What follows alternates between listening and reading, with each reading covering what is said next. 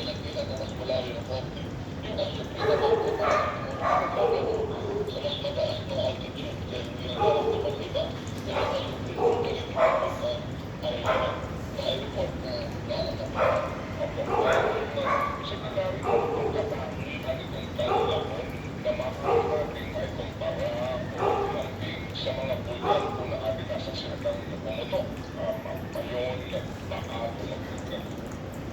Bulkan Kalaon, na Ansing. eruption ng 1600s. At according to dito ay tinatawag natin steam driven or triggered eruption. Sabihin hindi masyadong malalaki.